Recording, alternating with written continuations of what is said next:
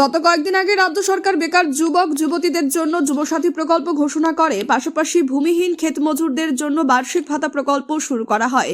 রাজ্য সরকারের ঘোষণা অনুযায়ী গত কয়েকদিন ধরে কাকসার SHG বিল্ডিং এ খোলা হয় দুয়ারে সরকার ক্যাম্প।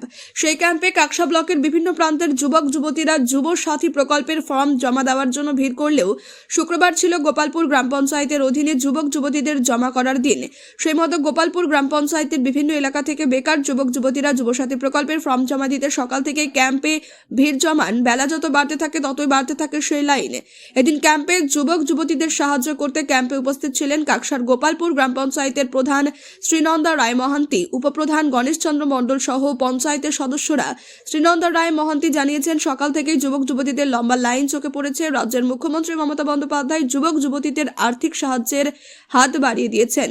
এই প্রকল্পের ফলে যে সমস্ত শিক্ষিত বেকার যুবক যুবতীরা রয়েছেন, যারা চাকরির জন্য ছোটাছুটি করছেন, তাদের ক্ষেত্রে যেমন সুবিধা হবে, পাশাপাশি উচ্চশিক্ষার জন্য লেখাপড়ার সামগ্রী কেনার ক্ষেত্রেও তাদের অনেকটাই সুবিধা হবে।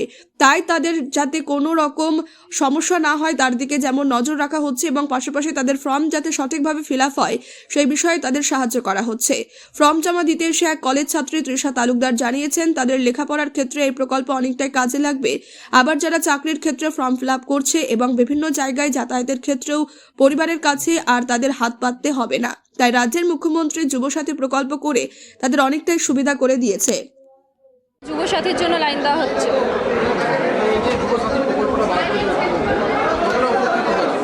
আমরা সবাই খুব ভালো উপকৃত হয়েছি ঠিকঠাক ভাবে।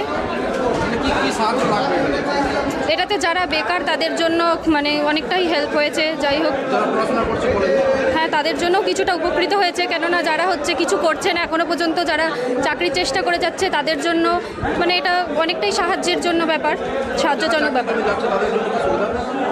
যারা চাকরির জন্য যাচ্ছে, যেহেতু যাদের দেখা যাচ্ছে যাদের কিছুই ইনকাম নেই, যেহেতু যাদের ইনকাম সোর্স যাদের নেই একদমই, তারা এটার মাধ্যমে যাই হোক কিছুটা হলেও তাদের উপকৃত হচ্ছে। তারা কিছুটা যাই হোক তাদের বাবা মাদের কাছ থেকে তারা সহায়তা নিতে হচ্ছে না, নিজের থেকে নিজেরাই তারা পেয়ে যাচ্ছে। তাদের ইনকাম করারও এখন দরকার হচ্ছে না, অন্তত সেইটুকু হলেও সুবিধা হয়ে যাচ্ছে।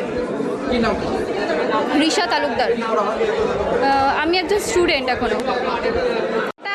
স্পেশাল দুয়ারে ক্যাম্প চলছে দুয়ারে সরকারে, যেটা হচ্ছে আপনার যুবসাথী আর ভূমিহীন ক্ষেত মজুর আর লক্ষ্মী ভাণ্ডারের ফর্ম জমা নেওয়া হচ্ছে। এখানে মোটামুটি 500 জনের ওপরে মানুষের সমাগম হয়েছে।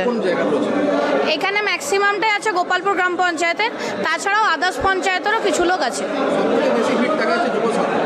হ্যাঁ, সব থেকে বেশি ভিড় আছে যুবসাথীর, তারপরে হচ্ছে আপনার লক্ষ্মী ভাণ্ডারে, তারপরে হচ্ছে আপনার ক্ষেত মজুরের। যুবসাথী ফর্মটা বার করতে অবশ্যই মানুষের অনেকটাই সুবিধা হয়েছে। যারা আপনার 21 থেকে 40 বছরের যে এজটাতে তারা কিছুই সাহায্য পাচ্ছিলেন না সরকারে, তারা এই সাহায্যটা পেয়ে খুব খুশি। কারণ এই পর্যায়ে বেশিরভাগই স্টুডেন্টরা থাকে, তারা তাদের একটা হাত খরচাও বলতে পারেন বা আনুষঙ্গিক পড়াশোনার যে খরচাপাতি লাগে সেগুলো করতে তাদের সুবিধা হচ্ছে। না, অবশ্যই সেই রকম কিছু ব্যাপার নয়, কারণ এখানে আমি সকাল থেকেই আছি ক্যাম্পের শুরু থেকে। সেখান থেকে যেটা দেখলাম, বাচ্চাদের বা স্টুডেন্টদের যেটা যে তারা এই টাকাটা পেয়ে নিজেদের পড়াশোনার ইনস্ট্রুমেন্ট কিনতে পারবে, কোনো স্পেসিফিক কপি বইয়ের সেগুলো কিনতে পারবে, বা তাদের যে ইন্টারভিউ কল আসে যেগুলো অনেক সময় তারা টাকার অভাবে যেতে পারে না, তারা সেই সব ক্ষেত্রেও আনুষঙ্গিক এই সব খরচা করতে পারবে। এবং তাদের আরেকটা জিনিস, তাদেরকে মা বাবার কাছে হাত পাততে হচ্ছে না।